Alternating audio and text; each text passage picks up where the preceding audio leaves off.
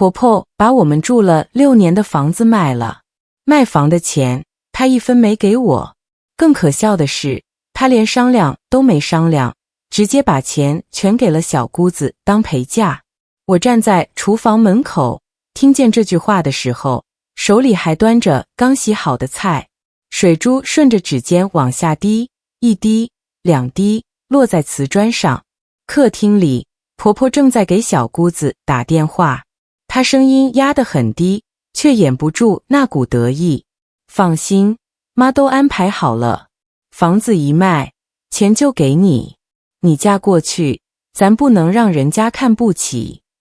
电话那头不知道说了什么，婆婆笑了一声，你嫂子，她能有什么意见？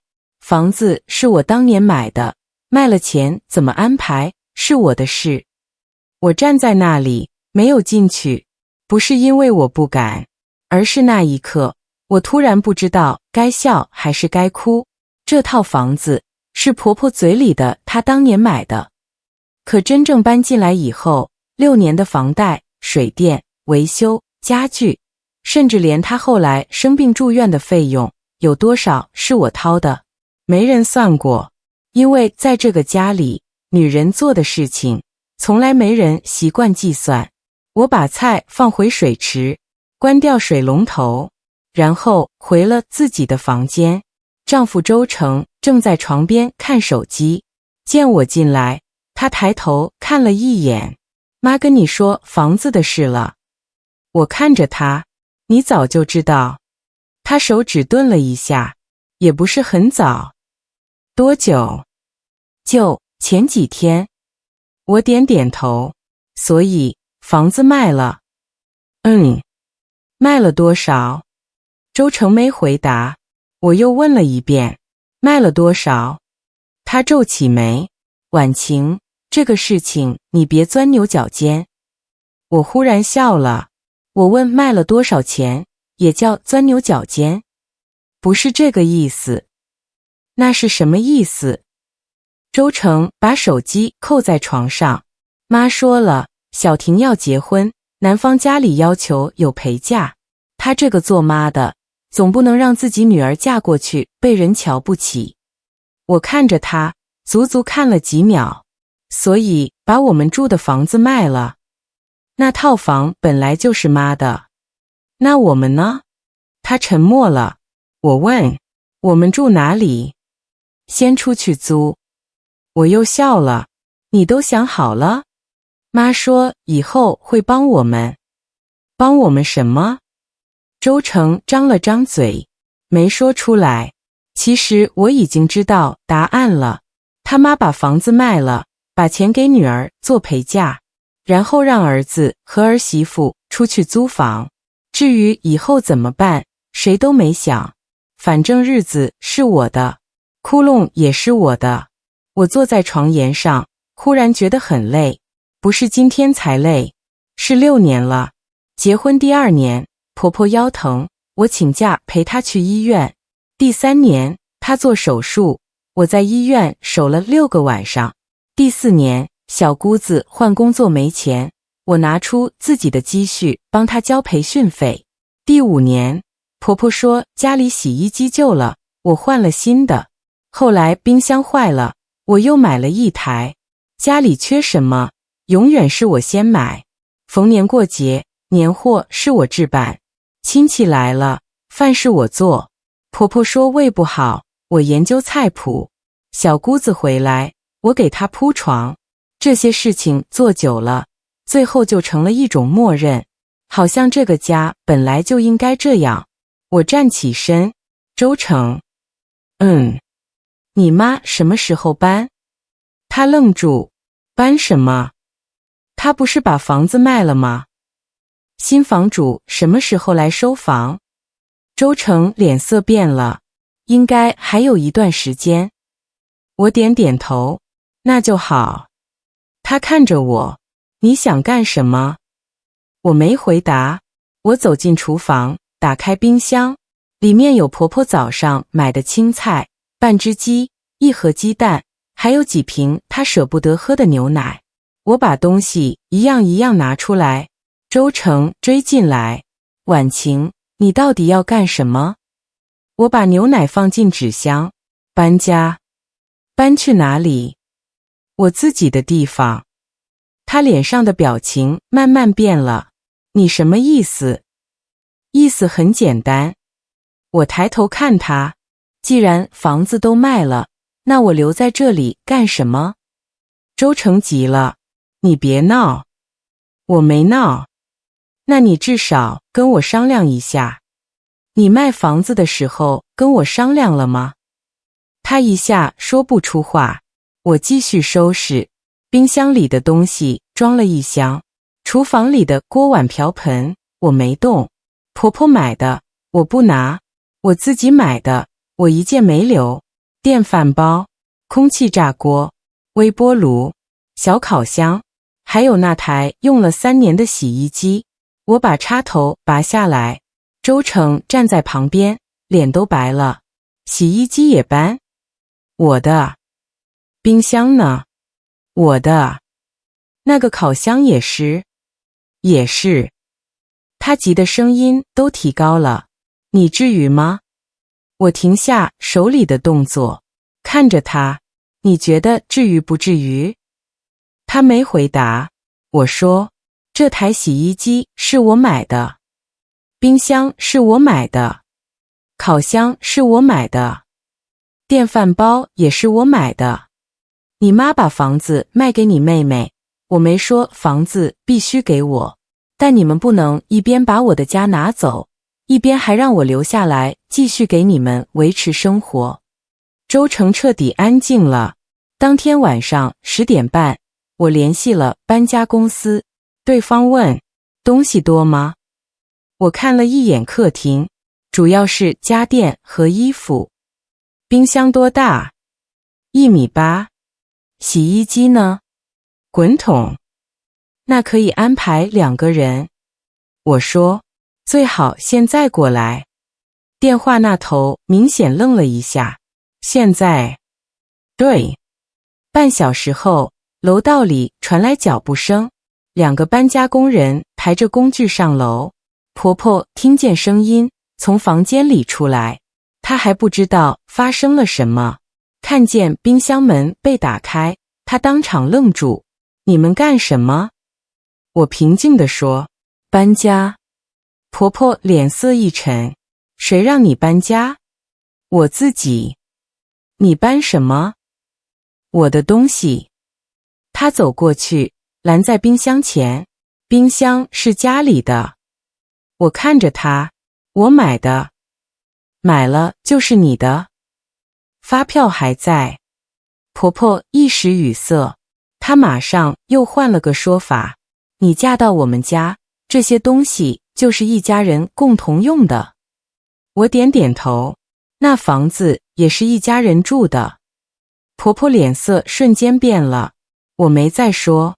搬家工人继续干活，冰箱被一点一点挪出厨房。婆婆站在旁边，急得直跺脚。周成，你就看着他这么胡闹。周成站在客厅，一句话都没说，因为他知道，这一次我不是闹脾气，我是真的准备走。晚上11点40，冰箱搬下楼；12点20分，洗衣机搬走；凌晨1点，最后一箱东西放进车里。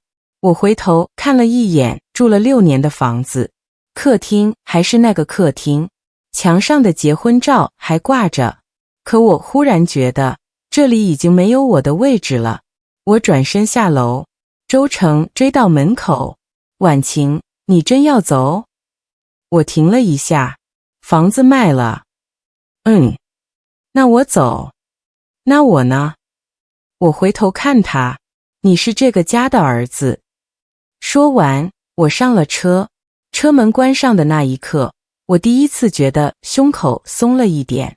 可我没想到，第二天早上6点13分，我的手机开始疯狂震动，1通、2通、10通，屏幕上的未接来电很快变成了2位数。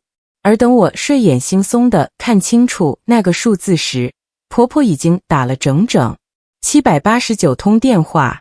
早上6点13分，我被手机震醒，屏幕上的未接来电已经堆满了一页，最上面全是婆婆的名字。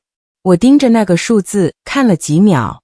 789，我没有回拨，不是因为我狠心，只是因为我太清楚，婆婆这个时候打电话过来，不是为了问我有没有地方住，也不是担心我一个人搬出去会不会冷，她只是发现家里真的空了。6年里，她第一次醒来，没有现成的早餐，没有烧好的热水，也没有人在厨房里忙活。我放下手机，继续睡。7点半，我才起床。新租的房子不大，2室1厅，厨房也只有以前家里的一半。可奇怪的是，我站在里面，心里却比过去轻松。昨晚搬来的冰箱还没完全摆好，洗衣机也暂时放在阳台，纸箱堆在客厅，走路都要侧着身子。我踩着拖鞋去烧水，顺手打开冰箱，里面只剩下昨天从婆家拿来的那几样菜。我看着半只鸡，忽然笑了。以前在婆家，我每次打开冰箱，第一件事不是想自己吃什么，而是想婆婆能吃什么，周成爱吃什么，小姑回来有没有东西吃。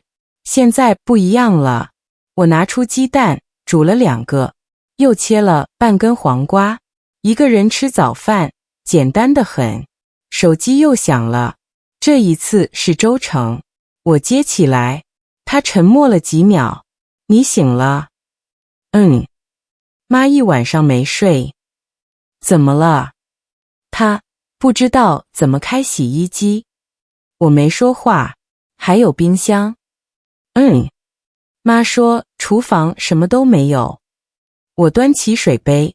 冰箱不是家里的东西吗？电话那头安静了。我继续说，你告诉他，房子已经卖了，东西也该归还给各自的人。婉晴，你非要把话说这么绝吗？我轻轻笑了一声。昨天卖房的时候，你们怎么没觉得绝？周成又不说话了。过了一会儿，他低声说，妈不是故意针对你。我知道，他就是觉得小婷结婚不容易。我也知道。那你……周成，我打断他，我不是因为小婷拿了钱才搬走。他愣了一下，那你为什么？我看着窗外，楼下有人遛狗，一个老太太正拿着塑料袋追着狗跑。我说，因为你们觉得把我的家卖掉以后，我还会留下来继续过日子。电话那头彻底没了声音，我挂了电话。9点多，我开始整理纸箱，衣服放衣柜，锅碗放厨房，床单铺好。以前我最喜欢做收纳，可在婆家做这些事情时，收拾完以后，总有人说一句，顺手的事。好像只要是我做，就永远是顺手。收拾到中午，我手机又响了，这次是婆婆。我没有接，她继续打。10分钟后又开始打，我把手机调成静音。中午12点，我煮了1碗面，吃到一半，门外忽然传来很急的敲门声，咚咚咚。我以为是邻居，刚走到门口，外面就传来婆婆的声音，婉晴，开门。我站在门后，没有动。我知道你在里面。又是一阵敲门，你把门打开。我深吸了一口气，打开了门。婆婆站在门外，头发有些乱，手里还拎着一个塑料袋，后面站着周成。婆婆看见我，第一句话就是，你为什么把冰箱搬走？我看着她，因为是我的。你把洗衣机也搬了？微波炉呢？也是我的。婆婆气得脸发红，你这是搬家还是抄家？我没有回答。她往屋里看了一眼，新房子虽然不大，可东西摆得整整齐齐。她的目光落到厨房，看到那台冰箱，脸色一下变了。你连这个都搬来了？那我怎么搬？这句话她说得很快，几乎脱口而出。我看着她，她也看着我，两个人都沉默了。然后我听见自己很平静地问：妈，你以前不是说房子卖了以后就什么都解决了吗？婆婆的嘴唇动了动。你把房子卖给妹妹的时候，不是说以后大家都能过得更好吗？我是为了小婷。我知道，她要结婚。我知道，她没有陪嫁，嫁过去会被人看不起。我也知道。婆婆被我一句句堵得脸色越来越难看，她突然提高声音：那你也不能把家里的东西全搬走啊。我终于笑了。妈，我指着客厅里剩下的东西，桌子没搬，沙发没搬，床没搬，锅没搬，窗帘没搬。你说的家，我给你留下了大半。婆婆愣住，我又说，我拿走的，是我自己买的。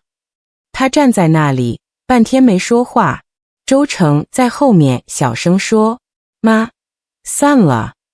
婆婆猛地回头：你闭嘴！你现在知道说算了？你老婆把家都搬空了，你还替她说话？周成脸色难看：妈，东西本来就是她买的。婆婆怔了一下，像是直到这一刻才真正意识到自己的儿子站在了一个她不熟悉的位置。她转过头盯着我：所以你现在是要跟我们彻底分开？我没有立刻回答，因为这个问题我其实已经想了一晚上。不是我要跟你们分开，我说，是你们先把家分开了。婆婆的眼神变了，她抓紧手里的塑料袋，过了很久才咬着牙说：好，既然你这么绝情，那以后你别后悔。我没回应，她转身往楼下走，周成却没有马上走。他站在门口看着我：婉晴，你真的一点都不想回去？我摇头，暂时不想。他低下头，没再说什么。母子俩走后，我把门关上，屋里重新安静下来。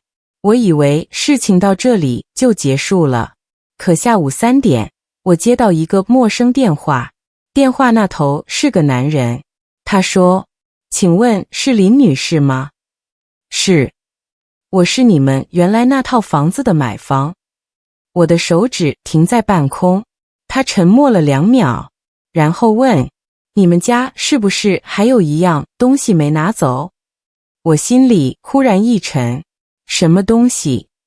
电话那头没有立刻回答，只说了一句：你最好亲自回来看看。我站在厨房里，看着刚刚搬来的冰箱，第一次觉得婆婆卖掉的可能不只是这套房子，而她瞒着我的事情恐怕远比我知道的更多。那天下午，我重新回到了住了6年的家，门已经换了锁，开门的是一个40多岁的男人。他看见我，没有任何意外。林女士，是我。他侧身让我进去，我站在门口，没有马上迈步。明明只是隔了1天，可里面已经不是我的家了。客厅里的沙发还在，墙上的挂画还在，可空气里多了一股陌生的味道。男人指了指客厅：我昨天接房的时候，发现储物柜里面有东西。什么东西？你自己看吧。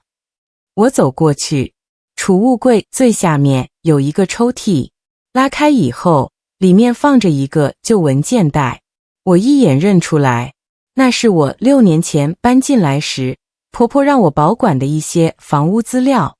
我拿起来，文件袋已经有些发黄，里面没有房产证，只有几张复印件，还有一张手写的清单，我一页一页翻过去，最后停在了一张纸上。那是当年装修费用的明细，水电改造、厨房、地板、卫生间，每一项后面都有金额，最下面写着一个总数。我盯着那个数字，突然想起来了，这些钱大部分是我和周成婚后出的。那时候婆婆说，房子以后都是你们住，装修好一点也是为了你们。我没有多想，谁能想到6年以后，他会连招呼都不打一声，把房子卖掉。男人问，这些东西对你重要吗？我点头，重要。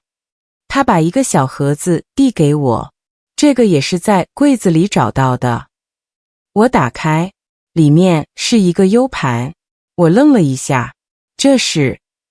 不知道。男人摇头，应该是你们家的东西。我把 U 盘收起来，临走之前，我回头看了一眼客厅。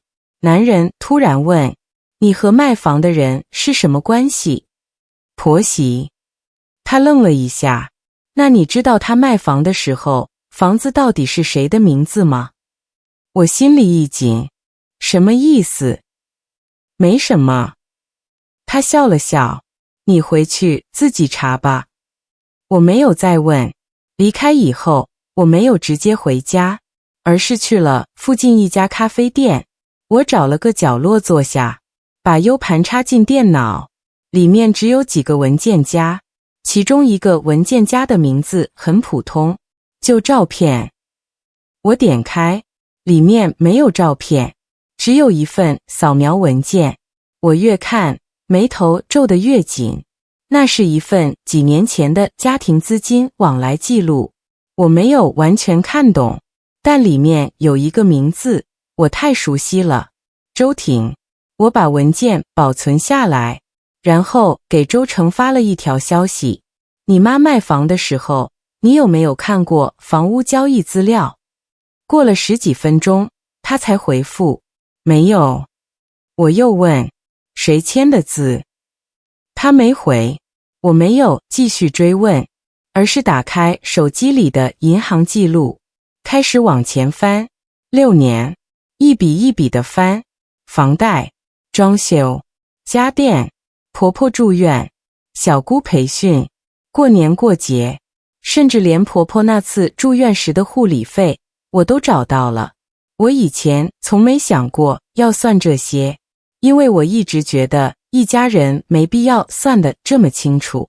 现在我终于明白，有时候不是一家人不需要算，而是只有在出问题的时候，你才会发现，原来所有人都记得别人欠自己的，却没人记得自己欠别人什么。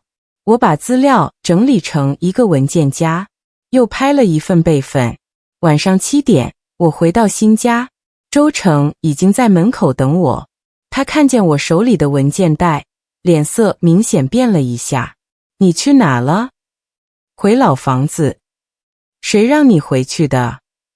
买房的人。他沉默，我看着他，你知道他是谁？不知道。那你为什么紧张？我没紧张。周成。我把文件袋放在桌上，你看着我说。他没抬头，我忽然没有继续逼他，因为他的沉默本身就是答案。我转身去烧水，过了一会儿，他才开口，婉晴。妈卖房这件事，我确实提前知道。我知道，但有些事情我真的不知道。比如，他抬头，比如房子为什么这么急着卖？我手里的水壶停了一下。你说什么？妈原本没打算这么快卖。后来呢？是小婷那边突然催得很急。我没说话。周成继续说，她男朋友家里好像要重新谈婚事，所以必须要陪嫁。多少？他犹豫了一下，60万。我没有说话， 60万，这笔钱不算天文数字，可对婆婆来说，也绝不是随便拿出来的小钱。而且她为了凑60万，竟然直接把住了6年的房子卖掉。我问，房子卖了多少？周成低声说，180万。我抬头，那剩下的120万呢？他没有回答。屋里安静的只剩下水壶加热的声音。我突然明白了，原来我一直以为整件事只有一个问题，房子卖了，钱给了小姑。可真正的问题是，剩下的钱去哪了？周成站起来，婉晴，这件事你别查了。我看着他，为什么？妈不想让你知道。她越不想让我知道，我越想知道。你这样会把家里弄得更难看。我笑了一下，周成，这个家现在还算我的家吗？他怔住，我没有等他回答。房子卖的时候，我不是家里人；分钱的时候，我不是家里人。那现在出了问题，我为什么又必须当家里人？他张了张嘴，却说不出一句完整的话。我把文件袋重新收好，你回去吧。去哪？回你妈那里。你赶我？不是。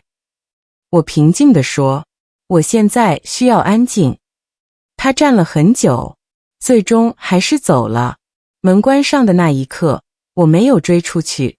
我坐到桌边，把刚才保存的文件重新打开。那份资金记录里有一笔转账，金额是120万，日期就在房子成交后的第2天。收款人的名字不是周婷，也不是婆婆，更不是周成。我盯着那个陌生的名字，心里慢慢沉了下去。因为这个名字我曾经见过，就在婆婆床头那本她从不让我碰的旧存折上。我拿起手机，拨通了一个电话。喂，是我。电话那头的人问，怎么了？我压低声音，帮我查一个人。谁？我报出了那个名字。电话那头沉默了几秒，然后问，你确定要查？确定。查到以后可能会很难看。我看着桌上的文件，再难看也没有现在难看。电话挂断，我坐在黑暗的客厅里，没有开灯，窗外车灯一辆接一辆划过去。这一晚，我第一次意识到，婆婆把房子卖掉，或许根本不是为了给小姑60万陪嫁。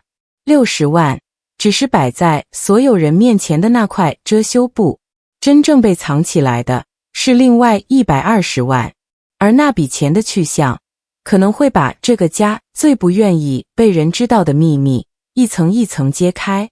我原本以为第2天会很安静，没想到早上7点，我刚把鸡蛋煎上，周成就来了。他站在门口，手里拎着一个塑料袋。妈让我给你送东西。我低头看了一眼，里面是2个馒头，1袋咸菜，还有1盒牛奶。我笑了，你妈这是干什么？她说你搬走以后，肯定没东西吃。我看着锅里的鸡蛋，她怎么知道我没东西吃？周成没说话，我把火关小。你吃饭了吗？他摇头，那坐下吃一点。他愣住了，你不生气？我为什么不让你吃饭？他坐下，我又煎了2个鸡蛋。以前在婆家，这种事情每天都在发生。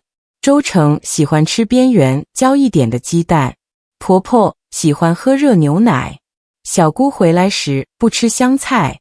我记得每个人的习惯，却很少有人记得我喜欢什么。周成低头吃了几口，突然说，妈昨天晚上没睡。为什么？他说家里太安静。我没接话。他又说，早上起来他想洗衣服，才发现洗衣机没了。他拿手洗。我抬头看他，你不会帮他洗？周成噎了一下，我洗了。我没忍住笑了一声，你会洗？怎么不会？你洗衣液放哪都找了20分钟。他的脸有点红，那是因为妈换地方了。哦，我继续吃饭，这顿饭难得安静。吃到一半，周成忽然问，婉晴，你真的不打算回去？我放下筷子，你想让我回去吗？我当然想。那你告诉我，回去以后住哪？他愣住，还是原来的房子？房子已经卖了。那我住哪？厨房没有冰箱，洗衣机也没有。我看着他，我回去继续做什么？他低下头，半天才说，我不知道。我点头，那就对了。吃完饭，周成把碗洗了，动作很慢。洗完以后，他站在水池前发了好一会儿呆。我知道他不是在看碗，他是在第一次真正看见一个家如果没有人一直替他转，原来会这么快乱掉。10点多，他走了，我继续整理资料。没过多久，手机响了，是小姑周婷。她第一句话就是，嫂子，你是不是对我有意见？我问，为什么这么说？妈都说了，你因为陪嫁的事情跟她闹。我笑了一下，她怎么说的？她说你把家里的东西都搬走了。还说你不给她留一点。她说的没错。电话那头沉默了一下，周婷声音软了下来，嫂子，我结婚就这么一次。我知道，我以后也会还。你不用还。真的，真的。他明显松了一口气，我却接着说，因为那不是我的钱。电话那头安静了，可是，你拿多少是你和妈的事。那你为什么还搬东西？因为那些东西是我的。周婷没说话，过了几秒，她忽然问，嫂子，你是不是知道什么了？我手指停了一下，知道什么？没什么。她立刻改口，我没有追问。挂电话以后，我盯着手机看了一会儿，她刚才那句话很不自然，她知道的事情明显比我想象的多。下午我去超市买菜，回来的时候楼下碰见一个女人，是周婷。她穿着一件新买的米色风衣，手里提着购物袋。看到我，她明显有点尴尬。我看了一眼她手里的东西，里面露出一只首饰盒。她顺着我的目光低头看了一眼，婚礼要用。挺好，嫂子。她犹豫了一会儿，妈真的没给你钱？我看着她，为什么这么问？她脸色微变，我就是随口问问。你拿了多少？她低下头，60万。确定？确定。我没再说话，她却忽然抓住我的胳膊，嫂子，妈是不是还给你们留了别的钱？我慢慢转过头，你什么意思？她赶紧松手，没什么意思。你刚才说什么？我说，我不知道。她说完就走，走了几步，又回头，嫂子，你别查了。我看着她，查什么？她没回答，转身快步离开。我站在原地，风吹过来，手里的塑料袋轻轻晃动。我忽然明白了一件事，周婷不是不知道，她只是害怕我知道。晚上7点，周成又来了，这次他的脸色很差。怎么了？婷婷和妈吵起来了。为什么？因为陪嫁，不是已经给了吗？他发现那60万根本不是全部。我没有说话。周成坐下来。婷婷问妈，为什么只给他60万，剩下的钱去哪了？妈怎么说？说是家里的生活费。我笑了。家里的生活费需要120万。周成沉默。你知道那笔钱是谁的吗？谁？我把手机递给他，屏幕上是一张转账记录。他看完以后，脸色一下白了。这个人，你认识？他没有回答。我收回手机。你果然认识。周成坐在那里，手指微微发抖。婉晴，这件事，你不用解释。不是你想的那样。我还什么都没想。他抬头看我。我说，所以你现在最应该告诉我的是那个人是谁。周成低下头。很久以后，他才说，那是我爸以前的一个朋友。我皱眉。你爸不是去世很多年了吗？对。那为什么我从来没听你说过这个人？周成没回答。我心里那根弦彻底绷紧了。就在这时，他的手机响了，屏幕上显示2个字：妈。周成看了一眼，没有接，电话自动挂断。几秒后又响，这一次婆婆直接发来一条语音。周成点开，屋里立刻传出婆婆急促的声音：成子，你赶紧回来，婷婷那个死丫头把家里存折翻出来了。语音到这里突然停住。周成猛地站起来，我也站了起来，因为下一秒婆婆又发来第2条，声音比刚才更慌：你妹妹知道那120万的事了。我看着周成，他脸色惨白，而我终于确定，这场所谓的陪嫁，从一开始就不是婆婆告诉我的那么简单。我跟着周成回到婆婆家时，客厅里已经乱成了一团，抽屉全被拉开，柜门敞着，茶几上的东西被翻得到处都是。周婷站在客厅中央，手里捏着一本旧存折，眼睛红得厉害。婆婆坐在沙发上，脸色发白。看见我进来，她第一反应不是说话，而是把头偏了过去。我没有问她，因为我已经看见了桌上的那张纸，120万，收款人正是我昨晚查到的那个名字。周婷先开口：嫂子，你是不是早就知道？我看着她，我昨天才知道。那你为什么不告诉我？你也没问我。她一下噎住。周成走过去：婷婷，你先别闹。我闹。周婷把存折狠狠拍在桌上。房子卖了180万，妈只给我60万，剩下的120万转给别人。她指着婆婆：那个人是谁？婆婆咬着牙：跟你没关系。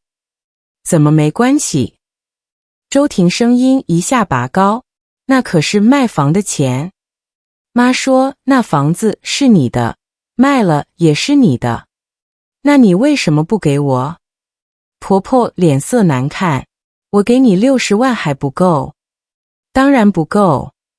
周婷脱口而出。空气突然静了。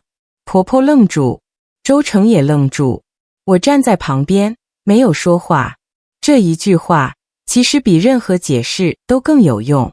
刚才还说60万只是陪嫁的周婷，现在已经自己承认，她想要的根本不只是60万。婆婆猛地站起来：你疯了吗？我没疯。周婷红着眼睛：你卖房的时候跟我说有180万，我什么时候说全给你了？你说这是给我结婚用的，我是说给你陪嫁。那剩下的钱呢？婆婆突然沉默。我看着她：妈。她没有抬头。那120万到底给谁了？我自己的钱，我想给谁就给谁。他说得很硬，可声音已经没有昨天那么理直气壮。我点点头，好，既然是你的钱，我不问。婆婆抬头，明显没想到我会这么说。我继续，但是有一件事，我想问清楚。什么？你卖房的时候，为什么没有告诉我？婆婆皱眉，我卖自己的房子，为什么要跟你交代？那就对了。我看着她，既然你认为我不需要知道，那以后你也别要求我承担不知道的事情。婆婆脸色一变，你什么意思？很简单，我指了指空荡荡的厨房，以前家里的饭我做，你的药我买，家里的东西坏了我换，逢年过节亲戚来了我张罗，你生病住院我守夜。你说这些都是一家人的事，我也认。可现在你告诉我，房子是你的，钱也是你的，重大决定也不需要我知道。我停了一下，那我凭什么还要继续承担一个儿媳妇应该承担的全部？婆婆嘴唇发抖，你嫁进来就是一家人。我看着她，那你卖房的时候怎么不是？这句话落下以后，客厅里彻底安静。周成低着头，周婷也不说话。婆婆突然哭了起来，我养儿子这么多年，到头来连个儿媳妇都养不住。我没有接她的话，她哭了一会儿，声音越来越大。我为了这个家操碎了心，为了婷婷，我把房子都卖了。现在你们一个个都来逼我。周成终于开口，妈，没人逼你。你闭嘴。婆婆猛地转头，你现在当然替她说话。周成没再吭声。我看着婆婆，妈，你一直说自己是为了小婷。周婷也看向她，那你告诉她，那120万到底是什么？婆婆的哭声停住。我知道，她真正害怕的不是我，是周婷，因为周婷现在第一次开始怀疑她拿到的60万到底是不是全部。婆婆沉默了很久，终于她说，那120万是你爸以前留下来的。周成猛地抬头，什么？婆婆脸色发白，你爸去世前留了一笔钱。多少？120万。周成看着他，你从来没告诉过我。那时候你还小，我现在都30多了。我说了是你爸留下的，那为什么现在才拿出来？婆婆不说话。周婷冷笑，所以你卖房其实就是把那笔钱一起藏进去了。婆婆突然怒了，你懂什么？我什么都不懂。周婷抹了一把眼泪，我只知道你为了让我嫁得风光，把房子卖了。可你真正想做的是把你自己藏着的那120万拿出来。婆婆猛地站起，够了。她的声音尖得刺耳，那是我的钱。我忽然注意到周成的脸色变得很难看，他像是突然想起了什么。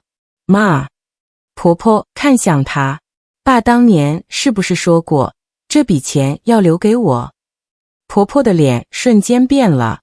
我没有说话，周成却一步一步走到她面前。是不是？你爸都死多少年了，你现在问这个干什么？所以是真的。婆婆没回答。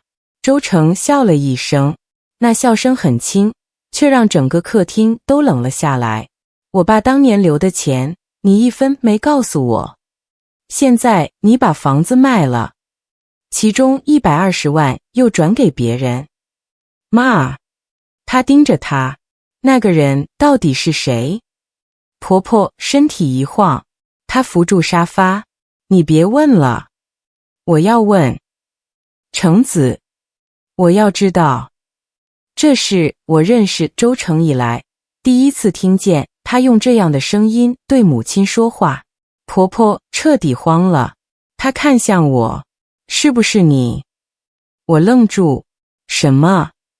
是不是你挑拨我儿子？我还没说话，周婷突然冷笑，妈，你别什么都怪嫂子，这次是我自己想知道。婆婆看着2个孩子，一个儿子，一个女儿，都不再像以前那样站在她身边，她的嘴唇开始发抖。你们到底想干什么？我平静地说，没人想干什么，只是你以前习惯把所有事情藏起来。现在大家开始问了。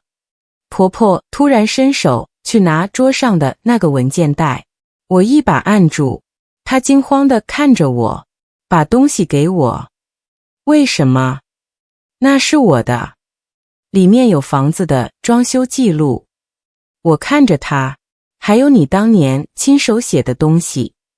婆婆的手一下僵住，我从文件袋里抽出那张旧清单，摊在桌上，上面密密麻麻写着6年前装修时的支出，最下面有婆婆的一行字，那是她当年亲口答应我的，装修费用以后算在共同生活里。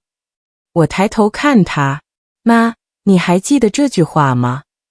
她脸色越来越白，我没有继续逼她，只是把纸收回来。我今天来，不是为了要房子，也不是为了要你给我钱，我只是想把一件事说清楚。我看着周成，又看了看周婷，最后看向婆婆。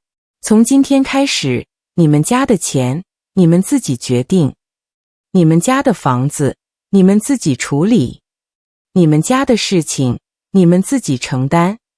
而我的生活，我自己负责。婆婆眼眶通红，你真要这么绝？我摇头，我只是终于不替别人承担了。说完，我转身往门口走，周成突然追上来，婉晴。我停住，他站在门口，神情复杂。那你还要我吗？我回头看着他，这一次我没有马上回答，因为我忽然发现，真正需要被决定的，已经不只是这套房子，而是我们这段婚姻到底还能不能继续。我只说了一句，等你先弄明白，你到底是谁的儿子，又是谁的丈夫，再来问我。门在身后关上，而屋里的争吵声没有停。我走下楼的时候，手机忽然震了一下，是一条陌生号码发来的短信，只有短短一句话：林女士，关于那120万，我知道真相。我站在楼梯口，看着那句话，很久没有动。